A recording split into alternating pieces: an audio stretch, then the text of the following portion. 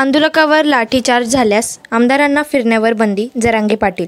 मुंबई येथील 29 ऑगस्ट रोजी आरक्षणासंदर्भात मराठा समाजी संपूर्ण महाराष्ट्रभर आढावा बैठकीसाठी दादा जरांगे पाटील हे काल नांदेडचा दौरा आटपून अर्धापूर, वारंगा, आखाड, बाळापूर, कळमनुरी या मार्गाने हिंगोली या ठिकाणी जिल्ह्याच्या आढावा बैठकीसाठी आले असताना त्या ठिकाणी आढावा बैठकीत उपस्थित असलेल्या समाज बांधवांना भेटीदरम्यान बोलत असताना मराठा समाजाच्या आरक्षणासंदर्भात मुंबई या ठिकाणी जाताना किंवा त्या ठिकाणी आंदोलकावर लाठीचार्ज झाल्यास मुख्यमंत्र्यांच्या आमदाराला मतदारसंघात फिरू दिले जाणार नाही, असा इशारा मराठा आंदोलक दादा जरांगे पाटील यांनी हिंगोली येथील मराठी समाजाच्या बैठकीदरम्यान सांगितले। मुंबई ही सर्वांचीच आहे, तेथील वास्तव्यास असलेल्या नागरिकांना आमचा त्रास देणे हा मूळ मुख्य हेतू नाही, तेव्हा मुंबईकरांनी सरकारला दोषी ठरवावे।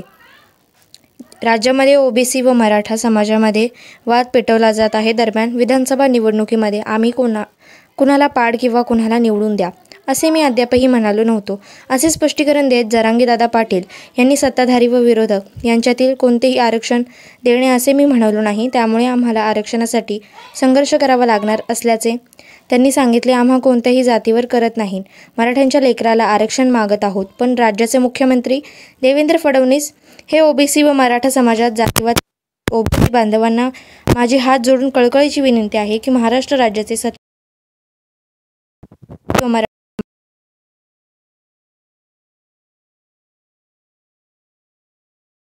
हिंगोली येथे दादा जरांगे पाटील यांचा सत्कार केला। त्यावेळी धनगर समाजातील काही समाज बांधवांनी आम्ही मुंबईला तुमच्यासोबत व मराठा आरक्षणाच्या, त्यामुळे आमच्यातलेच काही समाज बांधव मराठा व ओबीसी यांच्यामध्ये वाद लावत असल्याचे हिंगोली येथील मराठा समाजाच्या आरक्षणाचा आढावा बैठकीदरम्यान व्यासपीठावर बोलताना सांगितले। अजिंक्य महाराष्ट्र न्यूजसोबत प्रतिनिधी श्रीहरी अंभोरे पाटील।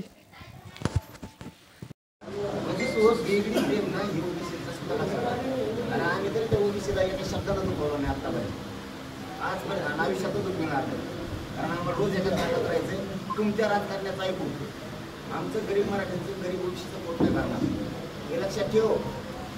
आणि ओबीसी नाही कळतं मराठ्यांना पण आपल्याला रोज एकमेकाच्या ताकद राहावं लागते, एकमेकाच्या आवडते।